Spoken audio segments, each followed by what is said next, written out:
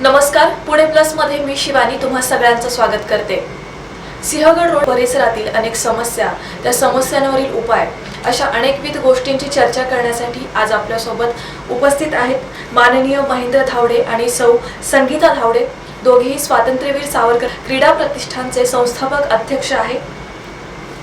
या सगळ्या गोष्टींची चर्चा करण्यासाठी तुम्ही आज आमच्या सोबत उपस्थित झालात। सर्वप्रथम तुमचे खूप खूप स्वागत। आणि सर, काय सांगाल, सावरकर प्रतिष्ठानची तुम्ही स्थापना केली, तर त्या पाठीमागचा उद्दिष्ट काय होतं तुमचं?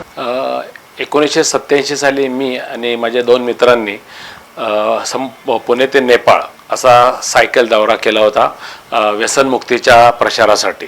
आणि त्यावेळेला ज्या काही सामाजिक समस्या जाणवल्या त्याच्या माध्यमातून एखादं संघटन असावं म्हणून पतित पावन मधचं काम चालू केलं।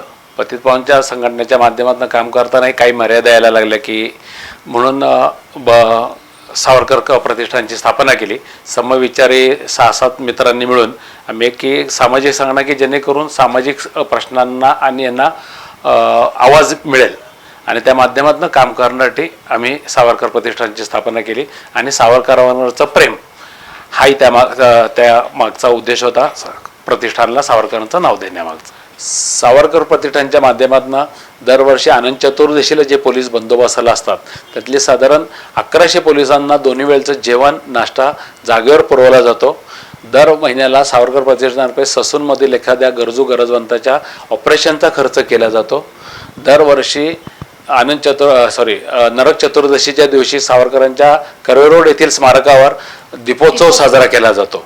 त्याचबरोबर स्वातंत्र्यवीर सावरकर प्रतिष्ठानचे सर्व कार्यकर्ते मिळून 31 डिसेंबरला राजगडवर जागता पारा केला जातो। तिथे कुठल्याही प्रकारचे गैरव्यवहार होऊ नयेत, मद्यपान हे करून मांसाहार वगैरे करून अनुचित प्रकार घडू नयेत म्हणून आम्ही तिथे दरवर्षी पारा करतो। हे गेले 12 वर्षाचा हा उपक्रम आहे।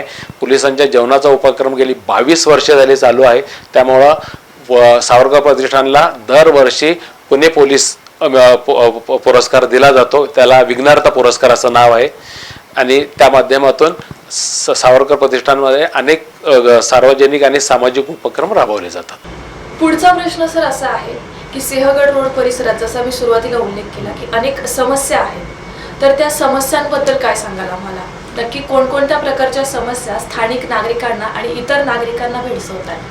सिंहगड रोडला आता सगळ्यात महत्त्वाची समस्या आहे की वाहतूक।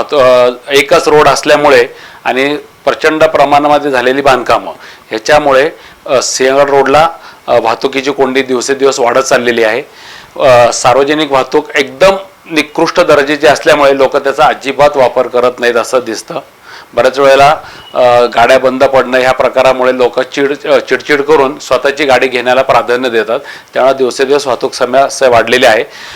दुसरा विषय म्हणजे रोडवरचं पार्किंगवर कारवाई करण्यासाठी कुठल्याही प्रकारची सुविधा पोलिसांकडे नाही, वाहतूक पोलिसांकडेही नाही।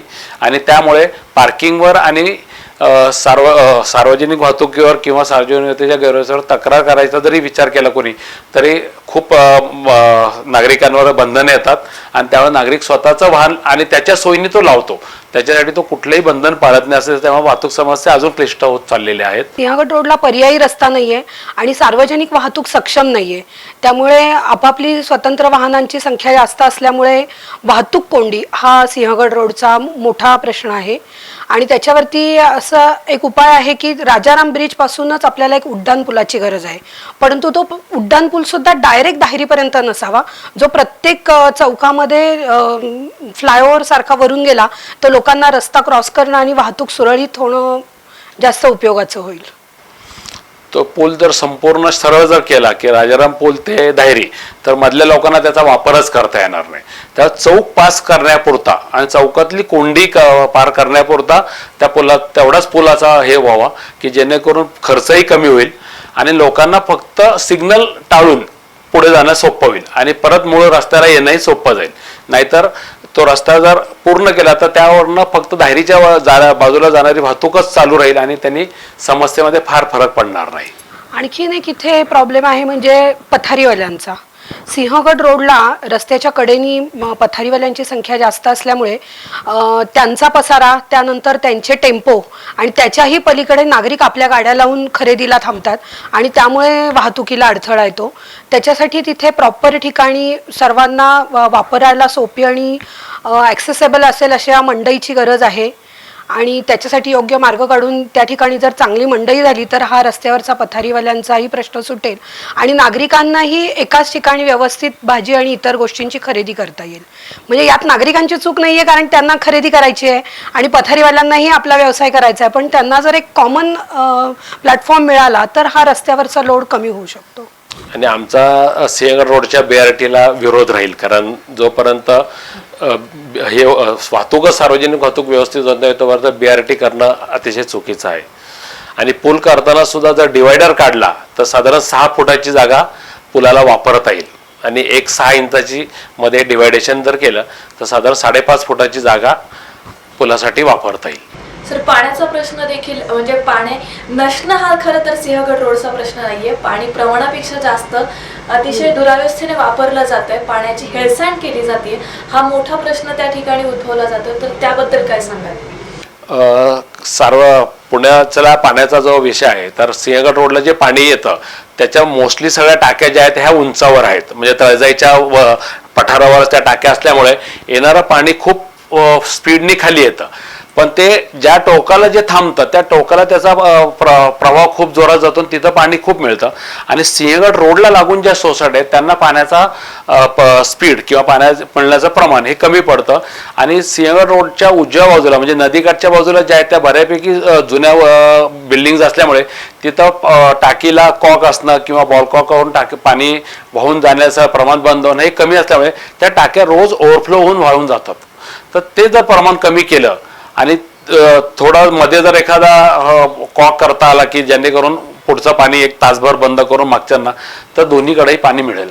म्हणजे पाण्याचा प्रश्न नाहीये, पण पाण्याचं नियोजन व्यवस्थित करायला हवंय की जे सर्व भागांना व्यवस्थित पाणी मिळेल. म्हणजे चढावरच्या सोसायटीज आणि उतारावरच्या सोसायटीज यामुळे हा नियोजनाचा अभाव आहे इथे. मॅडम, तुम्हाला विचारायचं की सिंहगड रोड परिसरात महिलांच्या सुरक्षिततेचा मोठा प्रश्न निर्माण झालाय, तर या प्रश्नावर काही तोडगा कसा काढता येईल? नक्की. तसं पाहिलं तर पुणे सिटीपासून सिंहगड रोड हा थोडासा काही वर्षांपूर्वीचा विचार केला तर हा थोडासा एका बाजूचा भाग होता, परंतु तो आता सिटीचा एक भाग होत चाललेला आहे. या भागामध्ये दिवसेंदिवस ज्या सोसायट्याज वाढत आहेत, बिल्डिंग्स वाढत आहेत, त्यानंतर शाळा कॉलेजेसचं प्रमाण वाढलंय आणि जशी आपण ही शिक्षणाचं माहेरघर पुणे आहे की आता ते IT हब झालंय, तर पुण्याबाहेरच्या बऱ्याच मुली महिला शिक्षणाच्या निमित्ताने आणि नोकरीच्या निमित्ताने पुण्यात आल्यात आणि अर्थातच सिटीपेक्षा किंवा इतर भागापेक्षा त्यांना सिंहगड रोडला राहणं जास्त सोयीचं होतंय. परंतु त्यांच्या सुरक्षेचा प्रश्नही तेवढाच आहे की रात्री उशिरा जर त्या प्रवास करत असतील तर त्यासाठी असणाऱ्या सार्वजनिक वाहतूक सक्षम पाहिजे. त्यानंतर तिथे मोकाट जनावरांचा पण प्रश्न आहे, म्हणजे रस्त्यावरती रात्री उशिरा जर आपण 2 व्हीलरहून जात असतो तर कुत्र्यांचा त्रास होतो. म्हणजे महिलांची सुरक्षा हा तर ऐरणीचा विषय आहे आणि नव्यानं वाढ होणाऱ्या किंवा नव्यानं विकसित होणाऱ्या भागामध्ये, म्हणजे यात सिंहगड रोडच असं नाही, आपण पुण्यामध्ये सगळ्याच बाजूनी बघितलं तर हा सगळीकडेच प्रश्न आहे. आणि त्याच्यासाठी उपाय म्हणूयात तर म्हणजे जे काही शासन करतायत ते उपाय आहेच, पण त्याबरोबर आपल्या लोकांचा, रहिवाशांचा, आपल्या नागरिकांनी पण याच्यामध्ये सहभाग घेऊन हे कसं सुरळीत होईल याचा विचार केला पाहिजे. सर, कचऱ्याचा प्रश्न हा पुण्याचा गंभीर प्रश्न आहे, पण त्याचबरोबर सिंहगड रोड परिसरात हा प्रश्न मोठ्या तीव्रतेने जाणवतो, तर काय सांगाल त्याबद्दल? कचऱ्याचा प्रश्न खरोखर पुण्याचाच असं नाही तर अख्ख्या जगाचा झालेला आहे आता.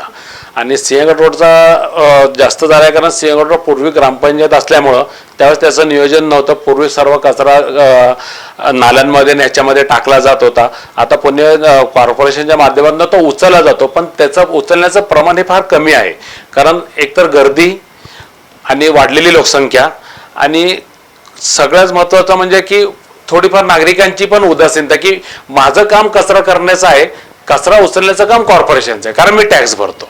पण तसं न करता जर काही सोसायटीनी एकत्र येऊन जर मोकळ्या जागेमध्ये जर ओला कचरा जरी जिरवला, कोरडा कचरा तुम्ही कुणी जिरवू शकत नाही, पण ओला कचरा जर जिरवण्याचं नियोजन जर केलं तर कचऱ्याची समस्या होऊ शकते आणि पुढे मागं खरोखर कचरा तुमच्याचकडे जिरवायचा अशी वेळ येणार आहे. तर ते जर आत्तापासूनच जर केलं की ओला कचरा घरातला कचरा घरातच जिरवा, ही वेळ काही दिवसांनी येणार आहे. तुमच्यावर 4-5 कोंड्या का होईना तुम्हाला घरात ठेवायची वेळ येणार आहे की ज्याच्यामध्ये हा कचरा रोजचा रोज त्याच्यामध्ये जाईल. तर त्यासाठी तुम्हाला आत्तापासूनच नियोजन करणं गरजेचं आहे. काही जागा त्याच्यासाठी हे करून तिथं जी लोक कचऱ्याच्या मध्ये काम करतात त्यांना जर सर्व सुविधा व्यवस्थित उपलब्ध दिल्या की पायाला हे म्हणजे शूज किंवा हँडग्लोव्ज व्यवस्थित जर दिले आणि त्यांना मास्क दिला तर ती लोक त्या घाणीत सुद्धा व्यवस्थित काम करतील आणि जेणेकरून कमीत कमी दुर्गंधी निर्माण होऊन नागरिकांना पण त्रास कमी होईल आणि लोक त्याच्या विरोधात जाणार नाहीत. त्या प्रकल्पांचं नियोजन योग्य रीतीने करणं, कमीत कमी नागरिकांना त्रास होणं या पद्धतीने जर केलं तर तेही लोक ऍक्सेप्ट करतील असं मला वाटतं. म्हणजे इथून पुढे प्रभागातला कचरा प्रभागातच जिरवायचा ही गरज आहे, कारण संपूर्ण पुणे शहराचा कचरा हा मोठ्या प्रमाणात होणार आहे आणि हे प्रत्येक प्रभागामध्येच आपापला कचरा आपापल्या प्रभागामध्ये विल्हेवाट लावणं ही योजना होणं गरजेचं आहे. आणि त्या दृष्टीने जर सिंहगड रोडचा कचरा हा सिंहगड रोडच्याच प्रभागामध्ये कॉर्पोरेशनच्या चांगल्या मशिनरीज वापरून किंवा घनकचरा निर्मूलनाचे प्रोजेक्ट करून जर केले तर हा समस्या आपण थोड्याफार प्रमाणात सोडवू शकतो. आणि फार मोठे प्रोजेक्ट न करता छोटे छोटे जर प्रोजेक्ट राबवले तर हा जागाही फार कमी आणि आता तशा नवीन याच्यामुळे खूप जागा कॉर्पोरेशनच्या ताब्यात आलेल्या आहेत. त्याचा जर व्यवस्थित उपयोग केला किंवा आता ह्याचा पाटबंधारे खात्याची पण बरीच जागा त्या भागामध्ये आहे की 2 कॅनलच्या रस्त्यामुळे म्हणा किंवा हायटेन्शनच्या खालची जागा सुद्धा खूप आता रिकामी आहे. त्याचा उपयोग यासाठी करता येईल. सर, सिंहगड रोड परिसरातील आपण समस्या आणि त्यावरील उपाय याबद्दल चर्चा केली, पण पुन्हा एकदा मला तुमच्या संस्थेकडे यायचं आहे आणि संस्थेचं काम तुम्ही करत असताना त्याचबरोबर सामाजिक कार्यात तुमचा मोठा वाटा आहे. माहिती अधिकाराच्या कायद्याचा तुम्ही अतिशय योग्य पद्धतीने वापर करून महापालिकेला मोठी मदत केलेली आहे, तर त्या घटनांबद्दल काय सांगाल? मी साधारण 2006 पासून माहिती अधिकारात काम करतो. तेव्हा त्या सगळ्या करत असताना 2011च्या आसपास जेव्हा एक महापौर निधी म्हणून पुणे महानगरपालिकेचं खातं की ज्या खात्याची नोंद धर्मादायी खात्याकडे नाही, पण त्या खात्यामध्ये खूप मोठी उलाढाल राजपाल महापौर असताना झाली आणि त्यामध्ये साधारण एक 60-70 लाख रुपये एका दर महिन्याला असे भरले जायचे, 2-5 लाख आणि दर महिन्याला 2-5 लाख रुपये काढले जायचे. त्याची कुठलीही नोंद मला आढळली नसल्याने मी जेव्हा माहिती अधिकाऱ्याला विचारलं तेव्हा त्याची नोंद धर्मादाय आयुक्ताकडेच नाही असं लक्षात आलं. बँकेकडे चौकशी केली असं बँक म्हटली हे खातं उघडलं कधी गेलं याची कागदपत्र आमच्याकडे नाहीत.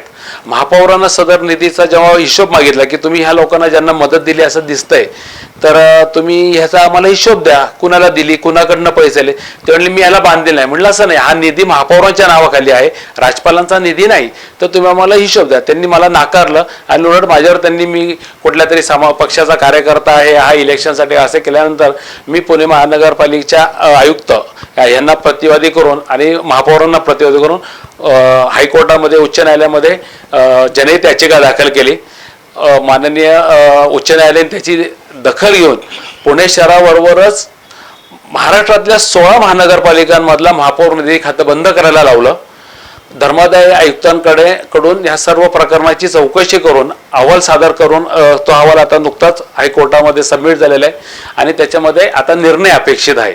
पण त्याच्यामुळे ते खातं आता पूर्ण बंद पडलेलं आहे आणि याच्यामध्ये बँक ऑफ महाराष्ट्राचे सुद्धा अधिकाऱ्यांना मी प्रतिवादी केले की इतर वेळेला एखाद्या सर्वसामान्य माणसाला जर खातं उघडायचं झालं तर त्याला 50 कागदपत्र मागतात आणि आज एवढा ज्या खात्यामध्ये 50 लाखाचा उलाढाल होती वर्षाला त्याची यांच्याकडे नोंदच नाही. ह्याच्यासारखा हास्यास्पद प्रकार नाही. म्हणून मी त्या अधिकाऱ्यांना सुद्धा याच्यामध्ये प्रतिवादी केलेला आहे आणि लवकरच या प्रकरणाचा निकाल लागण्याची आशा आहे. म्हणजे खरं तर माहिती अधिकार हा सर्वसामान्य लोकांना अतिशय अधिकाराचा एक नियम आहे किंवा कायदा आहे की ज्याचा वापर करून आपण ह्या शासकीय यंत्रणा सगळ्या आपल्याला हव्या तशा राबवू शकतो. पण सर्वसामान्य लोकांना खरंच हे माहिती नाहीये आणि मला असं फार हे लोकांना सांगावंसं वाटतं की याच्यामध्ये तुम्ही अलर्ट व्हा की ज्याच्यापासून आपल्याला फायदा आहे. तसं पाहिलं तर आजकाल सगळेजण फोन वापरतात, स्मार्टफोन आहेत, त्याच्यामध्ये चांगले ॲप्स आहेत आणि आपण डायरेक्ट पुणे महानगरपालिकेच्या आयुक्तांना मेल करू शकतो, त्यांच्याशी डायरेक्ट फोनवर बोलू शकतो. तुम्ही फोनवर जर फोटो काढला आणि आपल्या परिसरातला एखादा एखादा प्रॉब्लेम किंवा एखादी अडचण जर त्यांना तुम्ही त्याद्वारे कळवली मेल किंवा फोटोतून, तर त्याच्यावरती फार पटकन आपल्याला हवा तो उपाय होतो, ॲक्शन होते. पण हे सर्वसामान्यांना माहीतच नाही आहे. म्हणजे खरं तर आपण असं म्हणूयात की सर्वसामान्य नागरिकांच्या मूलभूत गरजांची पूर्तता ही आपल्या मनपाच्या अधिकाऱ्यांकडून किंवा ज्या काही प्रशासकीय गोष्टी आहेत त्यातून होते. पण आपल्या लोकांना त्यांचे अधिकारच माहीत नाही आहेत, त्यांचे हक्कच माहीत नाही आहे. आणि आपल्या राज्यकर्त्यांनी हे त्या लोकांना कळूनच दिलेले नाही आहेत. त्यांनी फक्त त्यांना वेगळी आमिष दाखवायची आणि वेगळ्या गोष्टींना प्रलोभनं दाखवायची आणि फक्त त्या एका लोंढ्यातनं चालू द्यायचं. त्यापेक्षा लोकांना शिक्षित करणं, सुशिक्षित करणं आणि त्यांना त्यांचे हक्क आणि जबाबदाऱ्या कळून देणं हा एक फार मोठा कामाचा भाग आहे. आणि मला असं वाटतं तो आपल्यासारख्यांनीच कोणीतरी करायला पाहिजे. म्हणजे ज्या भागामध्ये रस्त्याचं काम होतं त्या भागातल्या नागरिकांनी रस्ता करणाऱ्याला किमान एवढं विचारावं की कोण करतंय, कधी टेंडर काढलंय, काम कधी सुरुवात करणार आहे आणि काम संपवणार कधी. त्याचा प्रत्येक ठेकेदाराला प्रत्येक ठिकाणी बोर्ड लावणं गरजेचं आहे. पण प्रत्येक जण जर मी म्हणलं की मला काय करायचं त्याचा, तर समस्या सुटणार नाही. तेव्हा मी का नाही करायचं असा जर प्रत्येकाने जर स्वतःला प्रश्न विचारला तर पुणे शहरातले खूप प्रॉब्लेम हे सुटू शकतात. अधिकाऱ्यांचे फोन नंबर्स आहेत आणि सर्वसामान्य अधिकारी जो खालचा त्यांनी जरी उद्धट उत्तर दिलं तरी वरिष्ठ कॉर्पोरेशनचे अधिकारी सुद्धा खूप व्यवस्थित काम करतात. फक्त त्यांच्यापर्यंत तुमची समस्या पोहोचली पाहिजे. किंवा कित्येक वेळा रस्त्यावरचा जो कामगार असतो तो उद्धटपणे उत्तर देतो, पण त्या इंजिनियरला जर ते कळलं तर तो त्यालाही सरळ करू शकतो आणि तो तुमचे प्रॉब्लेम सोडवू शकतो. पण आपण नागरिक काय करतो की चला मी आता बाहेर पडलो नाही या कोंडीतनं, मग त्या कोंडीचं काय का होईना, त्याच्या ती कोंडी फुटून सगळ्यांनाच कसं काय यातनं बाहेर पडता येईल ह्याचा जर विचार केला तर खूप समस्या सुटू शकतात. त्यासाठी आम्ही माहिती अधिकाराचं प्रबोधन पण करतो. जी लोक तिथं आम्हाला कधी ह्या सगळ्या माध्यमामुळं पेपरमध्ये आलेल्या बातम्यामुळं बरेच लोक मला फोन पण करतात, तेव्हा मी त्यांचा प्रॉब्लेम सोडवण्याऐवजी कित्येक वेळा त्यांना फक्त मार्गदर्शन करतो की तुम्ही तिथं जा, लढा, थोडं तुम्हालाही कळेल स्वतःच्या लढण्याचं महत्त्व. आणि दुसरं महत्त्वाचं म्हणजे हा प्रॉब्लेम सुटू शकतो. हा जर तुम्हाला एकदा आत्मविश्वास आला तर तुम्ही अजून 4 जणांना मदत करू शकता. आणि जर अडचण वाटली किंवा नाहीच तुम्हाला कोण दाद देत असं वाटलं तर मी तुमच्याबरोबर 100% यायला तयार आहे, तुम्ही सांगाल तिथं. पण माहिती अधिकाराचा जर प्रभावी वापर केला तर फक्त 20 रुपये खर्च येतो त्याला, एक 10 रुपये लिहायला साधारण आणि 10 रुपयाचा एक स्टॅम्प, पण त्याचा खूप मोठा फरक पडू शकतो. नागरिकांनी याचा वापर करावा असं माझं खरंच आव्हान आहे. म्हणजे नागरिकांसाठी माहिती अधिकारचा वापर आम्ही करून त्यांचे प्रॉब्लेम सोडवणं ही एक दुसरी बाजू आहे. पण हे नागरिकांना माहीत होणं आणि त्यांनी त्याचा वापर करणे हे जास्त गरजेचं आहे. आणि त्याच्यासाठी आम्ही लोकांना काय म्हणूयात की मार्गदर्शन करतो, जागृती करतो की हे तुम्ही करू शकता. तुम्ही स्वतः आयुक्तांना फोन करा, आयुक्तांना मेल करा, कॉर्पोरेशनच्या अधिकाऱ्यांपर्यंत तुमची तक्रार जाऊ देत आणि मग हे काम होतं. खरं तर नगरसेवक म्हणजे काय तर सर्वसामान्य लोक आणि आपली मनपाची प्रशासकीय अधिकारी यांच्यामधला दुवा असतो. त्यांनी लोकांना काय द्यावं, काय करावं हा खरं तर म्हणजे न बोलण्याचा विषय आहे. परंतु आत्ता जे काही चालू आहे की बालमेळावे, नटनट्यांना आणून त्यांचे काही कार्यक्रम करणे, काही गोष्टी मोफत देणे, यात्रा करणे, हे नगरसेवकांचं काम नाही आहे. म्हणजे मला असं वाटतं की त्यांनी शासनाच्या सर्व योजना सर्वसामान्य लोकांपर्यंत पोहोचवणे आणि सर्वसामान्य लोकांच्या जे काही प्रश्न आहेत ते त्यांनी सभागृहापर्यंत पोहोचवून त्याच्यावरती मार्ग काढणे आणि त्या कॉर्पोरेशनमधनं किंवा मनपामधनं असलेला प्रॉपर निधी त्या कामाकरता वापरणे, हे उद्दिष्टच आजकालचे नगरसेवक विसरून गेलेले आहेत. आणि ही एक अशी वेगळी लाट मध्यंतरी आलेली आहे आणि ही आता खोडून काढणं आणि ही पुसून काढणं मला वाटतं हे फार गरजेचं आणि महत्त्वाचं आहे. आणि सगळ्यात महत्त्वाचं म्हणजे नगरसेवकांनी निवडून येण्यासाठी आपल्या भागामध्ये काम करणं योग्य आहे 100%. पण त्यांनी काम करताना पुण्याचा नगरसेवक म्हणून काम करावं की बाबा माझ्या भागात पुरत्या समस्या सुटण्या, समोरच्या भागात जर असतील तर त्याचा त्रास तुम्हाला जाणवतोच ना. म्हणजे पलीकडच्या प्रभागातला रस्ता जर खराब राहिला तर माझ्या प्रभागात येताना मला त्या खराब रस्त्यानेच यावं लागतं. तर पुणे शहराचा म्हणून जर विचार करून जर नगरसेवक जर एकत्र आले, नगरसेवकांनी जर एखादा सर्वपक्षीय मंच जर स्थापन केला तर मला वाटतं पुण्यातले खरंच खूप प्रश्न सुटतील. आणि एक 10-20 वर्षाचं नियोजन करून पुणे शहरामध्ये आता सर्व पक्षीय नगरसेवकांनी निवडून आल्यावर एकत्र यावं आणि एक मंच स्थापन करावा की ही जी टक्केवारी वाढलेली आहे, दादागिरी वाढलेली आहे, ठेकेदारांनी काम कसंही केलं तर चालेल पण मला काय गोष्टीचा फायदा झाला पाहिजे, अशा गोष्टीकडे दुर्लक्ष झालं नाही पाहिजे. या लोकांनी या सगळ्या गोष्टींकडे लक्ष देऊन ठेकेदार उत्तमरित्या काम कसा करेल ह्या पद्धतीने ह्या गोष्टीकडे बघावं. ठेकेदारांवर प्रेम करू नये असं माझं स्पष्ट मत आहे. ठेकेदारांकडे वाजवून काम करून घ्यावं असं मला वाटतं. सर, तुम्ही आता उल्लेख केलात की आपला नगरसेवक कसा असावा किंवा लोकप्रतिनिधी कसा असावा याबद्दल तुम्ही सांगितलं. बऱ्याचदा नगरसेवक जो असतो तो वेगवेगळी प्रलोभनं आपल्या जनतेला दाखवत असतो, पण जनता गेली कित्येक वर्ष हे सगळं माहीत असून देखील तेच पैसे घेणे, तेच मतदान करणं, पुन्हा काम नाही झालं म्हणून पुन्हा त्याच लोकप्रतिनिधीच्या नावाने शिव्या देणं, या सगळ्या घटना गेल्या कित्येक वर्षापासून घडत आहेत. याला कुठेतरी लोकप्रतिनिधींसोबत नागरिकही तितक्याच मोठ्या प्रमाणात जबाबदार आहे असं वाटत नाही का? नाही, 100% नागरिकही त्याला जबाबदार आहेत. पण बऱ्याच वेळा जर तुम्ही हा सगळा जर प्रकार बघितला तर हा वस्त्यान भागांमध्ये हा प्रकार जास्त चालतो, की तो माणूस असा विचार करतो की स्वतः आता माझ्याकडे जे काम करणारी बाई आहे ती सुद्धा तीन ट्रिपला जाते, पण ती मत एकाच ठिकाणी देणार असते. म्हणजे ती 100% तिन्ही ठिकाणी फिरून जरी आली तरी मत एकाच माणसाला कोणातरी असते ज्याच्याबद्दल तिला जास्त आकर्षण आहे किंवा पटतं, दोन्हीपैकी एक. पण हा जर तुम्ही भाग बघितला तर हा बऱ्यापैकी वस्ती विभागात चालतो, कारण त्या लोकांना ह्या गोष्टीपासून ती लोक वंचित आहेत. त्यांना ट्रिप करणं, सहलीला जाणं, एखादा चांगला महोत्सव बघणं, ह्या गोष्टीपासून ते लांब आहेत. त्यामुळे ही लोक तिथेही जरी असली पैसेही घेतात, कारण शेवटी असं की ज्या माणसाला धुणभांडी करून ज्या बाईला महिन्याला पगार 1,500 आहे, तिला जर एखाद्या मतासाठी 5,000 रुपये मिळेल तर ह्याची कुठं खात्री की ती मत त्यालाच देईन म्हणून. पण 5,000 जर मिळालं तर त्या विचार करते चला एखादा हप्ता जाईन माझा, असा विचार करणारे लोक आहेत. आणि घेणारी जर म्हणलं तर आता हे प्रमाण सुशिक्षित लोकांमध्ये सुद्धा वाढलेलं आहे. फक्त ही लोक ट्रिपला जात नाही, कारण ही लोक स्वतःच्या पैशाने ट्रिपला, पण ही लोक आता आमची बिल्डिंग रंगवून द्या, आमच्या सोसायटीचं डांबरीकरण करून द्या, ह्या गोष्टीमध्ये यायला लागलेली. त्याला कोणीही अपवाद नाही. आणि याला यथा राजा तथा प्रजा का यथा प्रजा तथा राजा हे सांगणं आता खरंच कठीण आहे की नगरसेवक तसे आलेत निवडून म्हणून प्रजा मागायला लागली का प्रजेला द्यायची सवय लावली म्हणून नगरसेवक वाटायला लागलेत. याच्यावर भाष्य करणं खरंच आता शक्य आणि आपण म्हणतोय ना देश बदल रहा है, तर हाच बदल अपेक्षित आहे आता.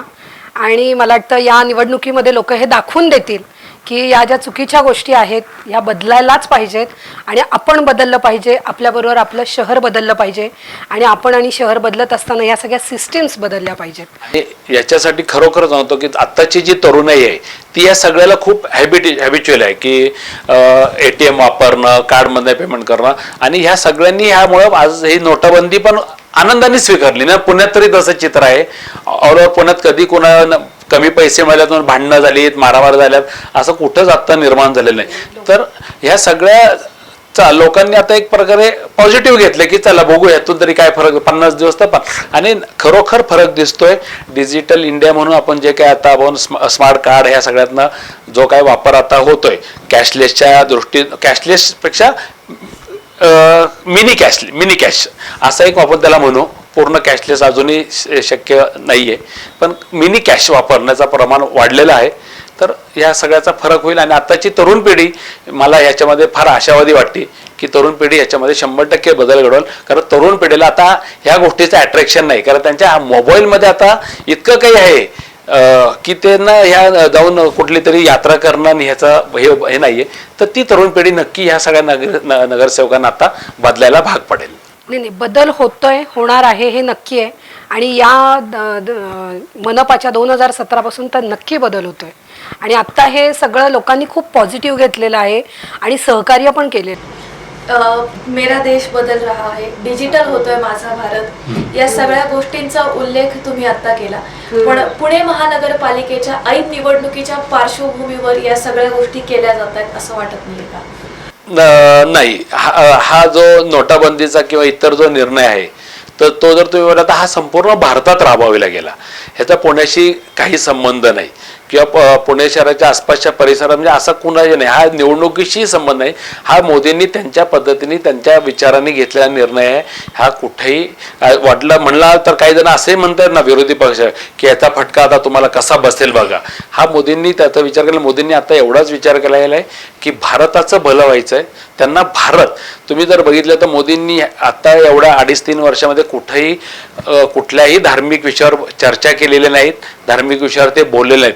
त्यांचं एकच आहे की भारताची प्रगती करायची, मोठमोठे रस्ते करायचे, मोठमोठ्या सर्वसामान्य लोकांपर्यंत पोहोचण्यासाठी, सर्वसामान्य लोकांपर्यंत त्यांच्या योजना पोहोचण्यासाठी त्यांनी हे केलेलं आहे. ज्या पद्धतीने त्यांनी गॅसवरील अनुदान लोकांना नाकारायला लावलं आणि पुणे शहरासारख्या ठिकाणी जवळजवळ 10 लाख लोकांनी, त्यात मी स्वतः आहे की मी स्वतः अनुदान नाकारलेलं, सबसिडी नाकारलेली आहे मी, आणि त्याचा फायदा दिसतोय. असं म्हणू की चल त्यांनी काय कुणाला दिलं की नाही, पण निदान त्या माध्यमातून निदान एक 5-50 कोटी तरी आज गव्हर्नमेंटचा जो फायदा आहे तो कदाचित पुढे मागे, पुण्याला कदाचित नाही पण भारताला तर नक्की त्याचा फायदा आहे अनुदान नाकारण्याचा. आणि अनुदान डायरेक्ट बँकेत जमा झाल्याचा 100% एक फायदा होतो की त्यातनं भ्रष्टाचार कमी होतोय. नाही तर अनुदान जेव्हा रोख दिले जायचं तेव्हा तिथूनच त्यांच्याकडनं पैसे परत घेतले जायचे बऱ्याच अधिकाऱ्यांकडनं किंवा सरकारी कर्मचाऱ्यांकडनं. ते आता बऱ्यापैकी बंद झालेलं आहे. पुणे महानगरपालिकेचा सुद्धा पगार आम्ही 5-6 वर्षापूर्वी जेव्हा भांडून बँकेच्या खात्यामध्ये जमा करायला लावला तेव्हापासून व्याजानं पैसे घ्यायचं आणि व्याजाचा धंदा करणाऱ्यांची दादागिरी ही खूप बंद झालेली पुणे कॉर्पोरेशनमध्ये.